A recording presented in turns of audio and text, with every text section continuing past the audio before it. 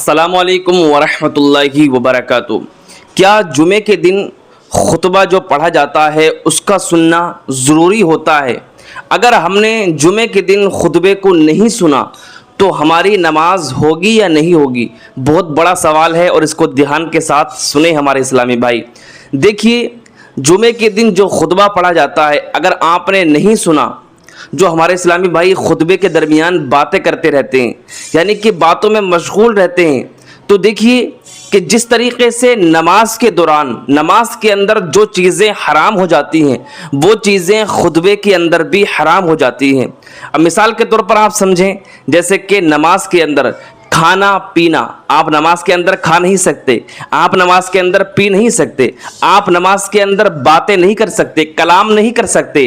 तो जिस तरीके से नमाज के अंदर आप बातचीत नहीं कर सकते, इधर उधर नहीं देख सकते, अपनी आंखों को नहीं चला सकते, तो इसी तरीके से क्या है, आप खुतबे के दौरान भी ना तो किसी से बात कर सकते हैं, ना किसी से क्या है आप कलाम कर सकते हैं, ना आप किसी से क्या है दुनियावी बातें कर सकते हैं, यानी कि कोई बात आप नहीं कर सकते।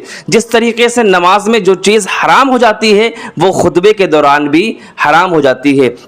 आप क्या है खुतबे के दौरान, देखिए आप मस्जिद में जाते हैं, ठीक है, आपको बहुत सारे इस्लामी भाई ऐसे मिलेंगे जिन्हें पता ही नहीं है मसले का कि खुतबे के दरमियान जब खुतबा हो रहा हो तो उस वक्त बातचीत नहीं करना चाहिए, उस वक्त नहीं बोलना चाहिए। लेकिन क्या है, उन्हें पता ही नहीं है, खुतबा होता रहता है लेकिन वो बातों में मशगूल रहते हैं, अपनी बातें करते रहते हैं। तो प्यारे इस्लामी भाइयों, जब खुतबा हो तो आपको कोई बात नहीं करनी है, बल्कि ध्यान के साथ तवज्जो के साथ खुतबा आपको सुनना है, ठीक है। अब दूसरी बात ये कि अगर खुतबा हो रहा हो और हमारे इस्लामी भाई, बिल्कुल पहली बात तो ये है कि मस्जिद में जुमे के दिन खुतबे से पहले पहुंचना चाहिए, खुतबा सुनना चाहिए, ठीक है, खुतबा सुनना ये फ़र्ज़ है। लेकिन क्या है, अगर कोई इस्लामी भाई काम की वजह से अगर खुतबे के दरमियान, यानी कि खुतबे के दरमियान में ही पहुंचा है, खुतबे के वक्त ही पहुंचा है जब खुतबा हो रहा था, तो अब क्या है, अगर उसे खुतबा नहीं मिला है, उसने खुतबा नहीं सुना है, तो अब ऐसा नहीं है उसकी नमाज नहीं होगी, बल्कि उसकी नमाज हो जाएगी। अगर किसी ने खुतबा नहीं सुना है